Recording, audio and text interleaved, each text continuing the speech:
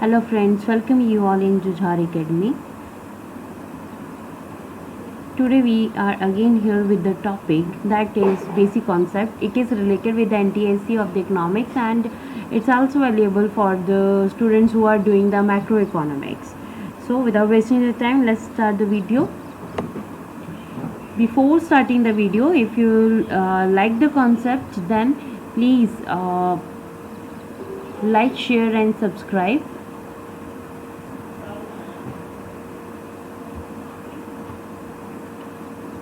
So let's start basic concept. First of all national income. इस chapter में हम पढ़ेंगे कि जो बेसिक कॉन्सेप्ट हैं जो मैक्रो इकोनॉमिक्स के वो क्या है. So what is national income? National income is the net factor income earned by normal residents of a country in the form of wages, rent, interest, profit in 1 year. What does it mean? It means national income क्या होती है? एक साल में जो भी wages जो है, एक साल में जो भी वेजेस लोग जो भी तनख्वाह है, रेंट, इंटरेस्ट या प्रॉफिट एक साल में नॉर्मल रेजिडेंट्स जो कमाते हैं, that is known as the national income. This is the sum of domestic factor income and net factor. ठीक है, ये डोमेस्टिक फैक्टर इनकम और नेट फैक्टर का जो है वो सम होता है, टोटल होता है. So national product is another term synonymous to the national income. National product national income का ही synonym है.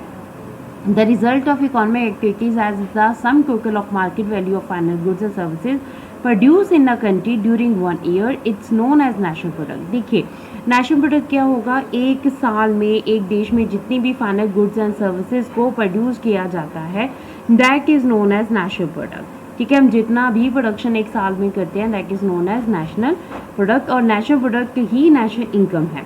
So on the other hand when we express it by the sum total of factor income, जैसे wages हैं, rent है, interest and profit है, earn during 1 year, then it is called national income. ठीक है, जब हम economic activities करते हैं, जैसे हमारी 3 इकोनॉमिक एक्टिविटीज़ हैं, primary, secondary and tertiary activity, तो तीनों एक्टिविटीज़ करने के बाद हमें जो हम जितना भी गुड्स एंड सर्विसेज प्रोड्यूस करते हैं उसे नेशनल प्रोडक्ट कहेंगे. और जब हम इनका सम टोटल करते हैं, जब हम रुपीज़ में करते हैं, तो that is known as national income. So at the time of calculation of national income goods and services are multiplied by their prices. जब हम नेशनल इनकम को काउंट करते हैं, कैलकुलेशन करते हैं, उस टाइम के ऊपर क्या करते हैं, हम गुड्स एंड सर्विसेज को मल्टीप्लाई करते हैं उनकी चीज़ों के साथ. If the quantity of national product is multiplied by the current prices, we call it national income at current prices और monetary income. अगर क्वांटिटी यानी कि जो भी क्वांटिटी है, जितनी भी गिनती है नेशनल प्रोडक्ट की, मल्टीप्लाई होती है करंट प्राइसेस, मतलब अभी जो प्राइसेस है, मान लो किसी चीज़ की जो कीमत है वो 10 रुपये है. ठीक है, तो जो हमारे पास जितनी प्रोडक्शन हुई है उसको 10 के साथ मल्टीप्लाई करोगे तो एट प्रेजेंट जो प्राइस चल रहा है that is known as current price. तो इसे हम करंट प्राइस और मॉनेटरी इनकम कहेंगे. If the quantity of national product is multiplied with the prices of some fixed period or the base year, the result obtained is called national income at constant prices or real national income. मतलब अगर हम national product को, जो भी हमने national production की है, उनकी क्वांटिटी को मल्टीप्लाई करते हैं किससे? Fixed period. मतलब क्या, हम अभी कांस्टेंट प्राइजेस के साथ नहीं कर रहे हैं, बट पहले जो उसके फिक्स प्राइजेस थे उनके साथ कर रहे हैं, तो that is known as real national income और national income at the constant prices. When depreciation is included, now depreciation is a new word for you people.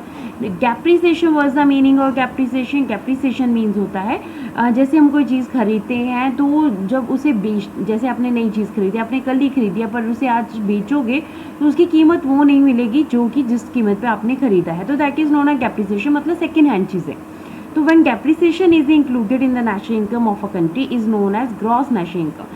मतलब जब डेप्रिसिएशन को भी हम ऐड कर देते हैं नेशनल इनकम में तो उसे ग्रॉस नेशनल इनकम कहते हैं. मतलब एक तो नेशनल इनकम वो होगी जो हमने एक पूरे साल में हमने इस करंट ईयर में किया, एक डेप्रिसिएशन जो पुराने साल की चीज़ें हैं या उससे पुराने साल की चीज़ें हैं उनको अगर हम अभी की इकोनॉमी में ऐड करते हैं तो वो ग्रॉस नेशनल इनकम कहलाती है. Conversely when depreciation is deducted is known as net national income. मतलब क्या, जब डेप्रिसिएशन को आप डिडक्ट कर दोगे ग्रॉस नेशनल इनकम में से तो नेट नेशनल इनकम आपकी रह जाएगी. When factor income earned from abroad is deducted from the national income, then the remaining income will be called the domestic income. ठीक है, यानी कि जब हम बाहर से कोई भी चीज़ें खरीदते हैं, हम लोग इंपोर्ट करते हैं कोई भी चीज़ें, अर्न करते हैं इनकम को, उसे डिडक्ट किया जाता है नेशनल इनकम में से, और जो रिमेन इनकम बचती है उसे डोमेस्टिक इनकम कहते हैं। मतलब क्या, हमने अपने देश में कितनी इनकम गेन की है। मतलब एक तो हमने इंपोर्ट किया, हमारे पास जो टोटल मनी थी उसमें जो हमने इंपोर्ट किया उसकी वो मनी वहाँ रिड्यूस कर दी, उसके बाद जो हमारे पास बनी वो डोमेस्टिक इनकम हुई। मतलब इतना हमने एक साल में डोमेस्टिक इनकम की है। तो net national income is equal to gross national income minus depreciation. So it's a very very important, because NTSC के पेपर्स आपने अगर देखे हों तो वहाँ पर इसी तरह से आपको फॉर्मूलाज दिए जाएंगे और फॉर्मूलाज पूछे जाएंगे। So next one is per capita income. 10th class का सेक्टर्स ऑफ इंडियन इकोनॉमी का वेरी इंपॉर्टेंट टॉपिक है per capita income. Per capita income क्या होता है, that is how we are counting it. National income को population के साथ divide किया जाता है, then we are getting per capita income. Per capita income होती क्या है, मतलब यहाँ पे ये देखा जाता है कि एक इकॉनमी में एक पर्सन कितना एवरेज इनकम जो है वो गेट कर रहा है, उससे किसी कंट्री के बारे में हमें पता लगता है कि वो कंट्री डेवलप है या डेवलपिंग कंट्री है। अगर लोगों की जो इनकम है वो काफ़ी अच्छी है, काफ़ी अच्छा कमा रहे हैं, इसका मतलब क्या है, डेवलप कंट्री है। अगर नहीं तो फिर आपके पास डेवलपिंग कंट्री है। सो पर कैपिटा इनकम करंट प्राइसेस का मतलब होता है मॉनेटरी पर कैपिटा इनकम, और constant prices is known as real per capita income. मतलब आजकल के जो प्राइसेस के अकॉर्डिंगली हम पर कैपिटा इनकम को काउंट करते हैं, that is per capita income. Standard of living of the people depends on पर कैपिटा इनकम, कि लोगों का जो स्टैंडर्ड ऑफ लिविंग है पर कैपिटा इनकम के ऊपर डिपेंड करता है। For example, the real national income of a country increases by 4% per annum, कि जो रियल नेशनल इनकम है वो किसी देश की 4% पर एनम की गति से बढ़ रही है। There is also 4% increase in population growth, population growth भी हो रही है, then there will not be any increase in per capita income. ठीक है, अब देखिए, अगर आपकी प्रोडक्शन तो बढ़ रही है पर साथ में आपका पॉपुलेशन भी बढ़ रही है तो आपको कोई बेनिफिट नहीं होगा। क्यों बेनिफिट नहीं होगा, क्योंकि जितनी आप प्रोडक्शन कर रहे हो, इंक्रीज कर रहे हो, उतना ही आपकी पॉपुलेशन बढ़ रही है तो उसको कंज्यूम कर रही है। ठीक है, so then there will be no increase in the per capita income. It means there is no increase in the standard of living of the people or rate of economic development of the country. Therefore, the rate of economic growth of a country will increase only when there is continuous growth of real per capita income. किसी देश की growth उस time के ऊपर होगी जब real per capita income जो है वो कॉन्टीन्यूटी में ही उसकी ग्रोथ होती रहेगी, वो बढ़ती रहेगी, तो उस टाइम के ऊपर हम कहेंगे पर कैपिटा इनकम हमारी क्या हो रही है, बढ़ रही है। Consumption, so what's the meaning of consumption, consume करना, कोई चीज़ हम कंज्यूम करते हैं तो वी ऑल आर कंज्यूमर्स, हम कंज्यूमर है, because from the market place we are purchasing the things and we are consuming them. So word consumption जो है is use in 2 senses, 2 sense में यूज़ होता है, एक तो प्रोसेस में, ठीक है, दूसरा हमारे पास होता है एक्सपेंडिचर में। तो एक्सपेंडिचर सेंस में कंजप्शन का मीनिंग क्या होता है, total expenditure which is incurred on the consumption goods, मतलब क्या, कितना आपने एक्सपेंडिचर, कितना खर्चा किया है आपने किसी भी गुड्स को कंज्यूम करने के लिए। Under national income what ever many people spend on the purchase of goods and services for the direct satisfaction for of their wants is called consumption और टोटल कंजप्शन एक्सपेंडिचर। मतलब क्या कि national income में की अगर हम बात करें तो जब लोग गुड्स एंड सर्विसेज के ऊपर पैसे जो है वो खर्च करते हैं तो अपनी जो है डायरेक्ट सेटिस्फेक्शन करते हैं, तो उनकी जो वांट्स है that is known as consumption और टोटल कंजप्शन एक्सपेंडिचर। ठीक है, so income is equal to consumption plus saving. मतलब इनकम, मान लो आपकी इनकम है 10,000, ठीक है, तो अगर आपकी इनकम 10,000 है तो इसका मतलब क्या हुआ, इनकम आपकी है 10,000 तो आपने कंज्यूम कितना किया और आपने सेविंग कैसे की। मान लो आपने 8,000 रुपीज़ जो है वो क्या कर लिया, कंज्यूम कर लिया, बट आपने 2,000 अपनी सेविंग कर ली। ठीक है, तो 2,000 आपकी सेविंग है, 8,000 आपका कंजप्शन है और 10,000 जो है आपकी इनकम है। सो इनकम आपको अगर निकालनी हो तो कंजप्शन प्लस सेविंग को आप देखोगे। ठीक है, अब आगे हम सेविंग और इनकम को भी अलग अलग से देखेंगे। नेक्स्ट हमारे पास एवरेज प्रोपेंसिटी टू कंज्यूम। ठीक है, एवरेज प्रोपेंसिटी टू कंज्यूम क्या है। अब द रेशियो, टोटल रेशियो की अगर हम बात करते हैं of total consumption to total income is called average propensity to consume. Propensity का मतलब होता है कितना हम लोगों के जो है हम एवरेज कर सकते, कंज्यूम कर सकते हैं, कैपेसिटी कितनी है। So ratio total consumption total income is called average propensity. मतलब टोटल आप कंजप्शन कितनी कर रहे हो और टोटल इनकम आपकी कितनी हुई है। जैसे अभी हमने 10,000 और 8,000 की बात की थी, this implies that people will spend how much part of their income और consumption and how much part they save. इसका मतलब ये है कि लोग कितना पैसा खर्च कर रहे हैं और कितना सेव कर रहे हैं। So this is obtained by dividing the consumption by the income of average propensity to consume consumption upon the income। ठीक है, अगर आपको एवरेज प्रोपेंसिटी टू कंज्यूम निकालना है तो आप कंजप्शन को इनकम के साथ डिवाइड करेंगे। जैसे मान लीजिए आपकी इनकम 100 करोड़ है और आपने 80 करोड़ जो है वो क्या किया, आपने कंजप्शन कर ली है, तो इसका मतलब 20 करोड़ आपका क्या है, तो इसकी एवरेज निकालेंगे तो 80/100 is equal to 8/10, 0.8% to 80%। Next one is marginal propensity to consume. अब देखिए मार्जिनल प्रोपेंसिटी टू कंज्यूम क्या होती है, it means ratio of change in consumption to change in income is called marginal propensity to consume. मतलब क्या, आपके consumption level में अगर चेंज हो रहा है तो वो आपके पास मार्जिनल प्रोपेंसिटी टू कंज्यूम है। जैसे चेंज इन कंजप्शन होगा, चेंज इन इनकम होगी। जैसे मान लो कि आपकी कंजप्शन जो है 80 करोड़ थी, ठीक है, वो 120 करोड़ जो है आपकी हो जाती है, तो 120 करोड़ माइनस 80 करोड़ कितना आया, 40 करोड़ जो है आपकी इनकम में चेंज आया। तो मार्जिनल प्रोपेंसिटी क्या हुई, 40 अपॉन जो है 100 करके हमारा 4% आ जाएगा। Next one is saving.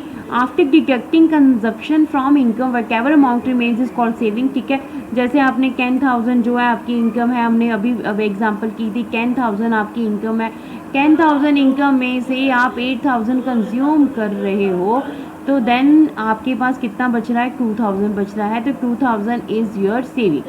ठीक है, so saving is equal to income minus consumption. Next one is average propensity to consume.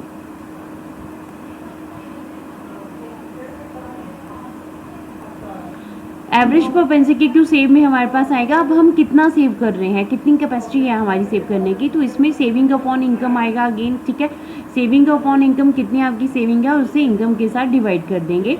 जैसे अगर आपकी सेविंग 20 करोड़ है तो 20/100 इज इक्वल टू 0.2% आपकी एवरेज प्रोपेंसिटी टू सेव आ गया। मार्जिनल प्रोपेंसिटी टू सेव का मतलब क्या होता है, अब देखिए जो चेंज आया है, अगर आपकी कंजप्शन में चेंज आया, आपकी इनकम बढ़ी है तो आपकी कंजप्शन में भी चेंज आएगा। अगर मान लो आपकी इनकम 10,000 थी तो आप 8,000 कंज्यूम कर रहे हो। अगर मान लो आपकी इनकम 20,000 हो जाती है तो इसका मतलब 16,000 या 17,000 कंज्यूम कर रहे हो। तो सेव कितना कर रहे हो, जो rest of the amount is left that is the save. ठीक है, तो हमारे पास मान लीजिए 30% है, तो ratio of change in saving cost by the change in income is called marginal propensity to save. MPS का मतलब मार्जिनल प्रोपेंसिटी टू सेव है, change in income, change in saving.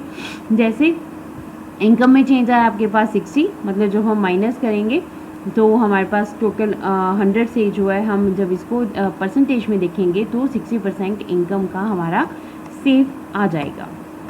Next topic is investment. देखिए investment क्या होती है, हर person जो है investment करता है, चाहे आप अपने पैसों की इन्वेस्टमेंट कर लें या बिजनेस में इन्वेस्टमेंट कर लें, तो हर जगह पे इन्वेस्टमेंट होती है। When production is more than consumption during than accounting year. ठीक है, इन्वेस्टमेंट का मतलब क्या, आपकी कंजप्शन बड़ी ज़्यादा हो रही है एक अकाउंटिंग ईयर, मतलब मान लीजिए 2020, 21 या 21-22 की बात चल रही है, तो उसमें आप ज़्यादा प्रोडक्शन जो है हुई है तो कंजप्शन भी ज़्यादा हुई है। तो हमारे पास इन्वेस्टमेंट दो तरह की होती है, इंड्यूस्ड एंड ऑटोनोमस। और यहाँ से भी NTSC में लास्ट ईयर में क्वेश्चन आया हुआ है पंजाब में। इंड्यूस्ड इन्वेस्टमेंट क्या होती है, इंड्यूस्ड इन्वेस्टमेंट का मतलब is that investment which depends upon the level of income and profit. मतलब जिसमें आप कितना आप पैसा लगा रहे हो, इन्वेस्टमेंट कर रहे हो और आपको प्रॉफिट हो रहा है या नहीं हो रहा है, इस चीज़ के ऊपर डिपेंड करती है। जैसे आपने कोई शॉप खोली है बट वहाँ पे आप सोचते हो कि नहीं आपको प्रॉफिट होना चाहिए, आपको प्रॉफिट नहीं हो रहा है तो आप उस शॉप को बंद कर दोगे, तो that is induced investment. It increases with the expectation of rise in income and profit and decrease with the decrease in expectation. मतलब जितनी आपकी एक्सपेक्टेशन है आप उतना वहाँ पे सामान डालोगे तो उतना ही आपका जो है वो प्रॉफिट और होएगा। अगर आप सामान कम डालोगे, एक्सपेक्टेशंस आपकी कम है, तो वहाँ पे आपका जो काम है वो धीरे धीरे डिक्रीज होता रहेगा। दूसरा हमारे पास ऑटोनोमस इन्वेस्टमेंट है। इसका मतलब होता है investment which is independent of the level of income. मतलब ऐसे ही आपके पास आपने पैसा लगा दिया, अब आपके पास ऑलरेडी दूसरी जॉब भी है, तो आपने एक साइड बिजनेस स्टार्ट किया हुआ है, मान लो आपने एक शॉप खोली हुई है, बट वहाँ पे आप इन्वेस्टमेंट में ये आपको कोई वरीज नहीं है, आप जस्ट टाइम पास के लिए घर में आपने शॉप खोली हुई है, तो वहाँ पे आपको प्रॉफिट का नहीं है कुछ भी। ठीक है, कि आपको इनकम का सोर्स क्योंकि और भी है, so that's why you are not at all worrying about the profit. तो इसीलिए ऑटोनोमस इन्वेस्टमेंट का मतलब क्या हुआ, जो कि level of which is independent of the level of income, मतलब यहाँ पे आप पैसे की फिक्र नहीं करते हो और इसमें प्रॉफिट की फिक्र भी नहीं होती है। नेक्स्ट पे क्या हमारे पास ग्रॉस इन्वेस्टमेंट है। ग्रॉस इन्वेस्टमेंट का मतलब क्या हुआ, total production of capital goods in an economy during 1 year is called gross investment. मतलब एक साल में एक देश में कितनी प्रोडक्शन करवाई जाती है, that is known as gross investment. This include two types of investment, other is जो हमारे पास ये दो टाइप्स है, एक है रिप्लेसमेंट इन्वेस्टमेंट, इसके दो टाइप्स हैं।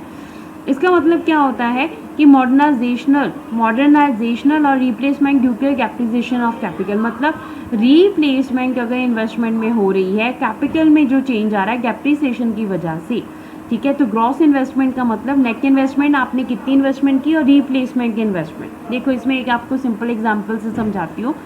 आपने नेट इन्वेस्टमेंट मान लो किसी बिजनेस में 10,000 की इन्वेस्टमेंट की है, अब उसको और बढ़ाने के लिए उसमें 5,000 आप और कर देते हो, तो वो आपका टोटल कितनी इन्वेस्टमेंट होगी 15,000, तो वो 15,000 आपका ग्रॉस इन्वेस्टमेंट है। नेक्स्ट आपके पास नेट इन्वेस्टमेंट है। नेट इन्वेस्टमेंट जो है इसका मतलब होता है increase in the capital stock. मतलब क्या, आपकी जो कैपिटल, आपका जो पैसा है उसकी स्टॉक में जो है जब बढ़ोतरी होती है तो that is known as net investment. Deduction of replacement investment और depreciation expenditure from gross investment we can find net investment. मतलब नेट इन्वेस्टमेंट आपने कितनी टोटल इन्वेस्टमेंट की है, इसको अगर आपने देखना है तो आप ग्रॉस इन्वेस्टमेंट, जैसे अभी हमने पीछे किया, आपने टोटल जो है 15,000 की इन्वेस्टमेंट की है, तो उसमें कॉस्ट ऑफ डेप्रिसिएशन, जितना भी डेप्रिसिएशन हुआ उसको माइनस कर दोगे तो नेट इन्वेस्टमेंट आपकी आ जाएगी।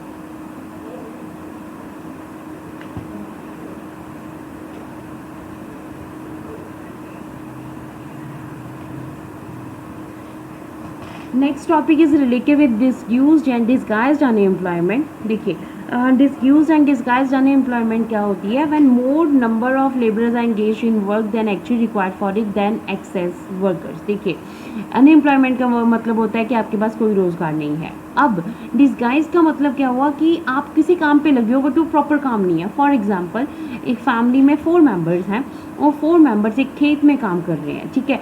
अब वहाँ पर एक खेत में एक का पर्सन भी काम करेगा तो प्रोडक्शन उतनी ही होगी, 4 लोग भी काम कर रहे हैं तब भी प्रोडक्शन उतनी है। मतलब जब भी कभी भी प्रोडक्शन प्रोसेस में कोई चेंज नहीं आता है बट वहाँ पे वर्कर्स लगे हुए हैं, ठीक है, वो वर्क नहीं भी करेंगे तभी भी एक पर्सन के वर्क से उतनी प्रोडक्शन हो जाएगी, तो that is known as disguised unemployment और ये मैक्सिमम एग्रीकल्चर में होती है। तो अनएम्प्लॉयमेंट इज डिसगाइज्ड या डिसयूज्ड अनएम्प्लॉयमेंट, जिसमें हमारे पास less number of workers for the work needed as compare to the more number of workers actually engage in that work. इसका मतलब क्या, सम एक्स्ट्रा और excess workers engage in that work, जिनकी ज़रूरत नहीं है वो वर्कर्स वहाँ पे इंगेज है। नेक्स्ट हमारे पास फुल एम्प्लॉयमेंट क्या होती है, जब कोई पर्सन को प्रॉपरली एम्प्लॉयमेंट मिली हुई है उसे कहते हैं फुल एम्प्लॉयमेंट, ठीक है, वो अनएम्प्लॉयड नहीं है। डिफरेंट टाइप्स ऑफ अनएम्प्लॉयमेंट, ठीक है, तो हमारे पास डिफरेंट टाइप्स की अनएम्प्लॉयमेंट होती हैं। सबसे पहले वॉलेंट्री अनएम्प्लॉयमेंट है। देखो बेटा वॉलेंट्री का मतलब होता है अपनी मर्जी से। अब अपनी मर्जी से अनएम्प्लॉयमेंट कब होगी, जब आपके पास काम तो मिल रहा है, ठीक है, तो लेबर जो हैं they are not ready to work at the existing rates of wages. मतलब मान लो कोई उन्हें किसी पर्सन को, कोई लेबर है, डेली वेज लेबर है, उसे 150 के ऊपर अपॉइंट किया जा रहा है but he is not ready, he is demanding 200, ठीक है, तो इसे बोलते हैं वॉलंटरी अनएम्प्लॉयमेंट। मतलब तुम्हें काम तो मिल रहा है बट तुम काम नहीं कर रहे हो, उसे कहेंगे वॉलंटरी अनएम्प्लॉयमेंट। एंड ये हमारे पास जो है मैक्सिमम ये अपनी इच्छा के ऊपर डिपेंड करती है। दूसरी फ्रिक्शनल अनएम्प्लॉयमेंट है। What does it mean? This means the employment arises due to the shortage of raw material, immobility of laborers, inadequacy of special kinds of employment opportunity, or due to the wear and tear of machinery. Frictional unemployment का मतलब क्या होता है कि मतलब कुछ time के लिए एम्प्लॉयमेंट है जिसमें आपके पास या तो रॉ मटेरियल की शॉर्टेज है या लेबर की शॉर्टेज है, तो आप काम नहीं करवा पा रहे हो, या आपके पास कुछ खास एम्प्लॉयमेंट अपॉर्चुनिटीज़ की कमी है, या फिर आपकी मशीनरी में कोई प्रॉब्लम है, तो कुछ टाइम के लिए जब अनएम्प्लॉयमेंट रहती है that is known as frictional unemployment. Next seasonal unemployment. What does it mean कि आपको एक सीजन में वर्क मिल रहा है but in other season you are free, just like in the agriculture labourers they are doing at the time of sowing the seeds, they are having work at the time of harvesting, they are having work by in between, they are free, ठीक है। तो हमारे पास seasonal unemployment काफ़ी जो है वो होती है। आइस फैक्ट्रीज क्लोज हो जाती हैं विंटर सीजन में जैसे। स्ट्रक्चरल अनएम्प्लॉयमेंट, देखिए जब स्ट्रक्चर में चेंज आएगा, किसी स्ट्रक्चर में चेंज आ रहा है, मान लो कोई फैक्ट्री है वो अपने स्ट्रक्चर में चेंज कर रही है तो या फिर इंपोर्ट एक्सपोर्ट में चेंजेस आ रहे हैं तो उसे स्ट्रक्चरल अनएम्प्लॉयमेंट कहते हैं। टेक्निकल अनएम्प्लॉयमेंट, इससे भी लास्ट ईयर क्वेश्चन आया था कि जब आपके पास प्रॉपर टेक्निक नहीं है, आपके पास प्रोडक्शन प्रोसेस में टेक्निक्स नहीं है, आपके पास लेबरर्स नहीं जानते नई टेक्निक्स को, that is known as technical unemployment. And the last topic is inflation. Inflation according to the dictionary, the English word inflation means होता है एक्सपेंशन और इंक्रीज, कि बढ़ना किसी चीज़ का, रेट्स का बढ़ना, ठीक है। When air is filled in the bladder of the football there is gets inflated, ठीक है। जब फुटबॉल में ब्लैडर भर जाता है, हवा से भर जाता है तो वो इन्फ्लेटेड हो जाता है। सिमिलरली जैसे ही प्राइस लेवल जो है हमारे पास इकॉनमी में बढ़ जाते हैं, that is known as inflation. Economics में constant rise in prices is called inflation. So this is all for today's video. This is the half chapter only. I'll come in a short period. I'll just share with you the second video of this one. ठीक है, अगर इसमें से आपको कहीं पे कोई problem आ रही है, कुछ समझ नहीं आया, you want the explanation, you can write down in the comment box. और अगर आपको लाइव सेशन भी चाहिए, इसके लिए आप अपने डाउट्स पूछना चाहते हैं, आप मेरे को जो है कमेंट कर सकते हैं। Thank you very much for watching the video. If you like, then share and subscribe and press the bell icon so that you will get the notification of my new videos.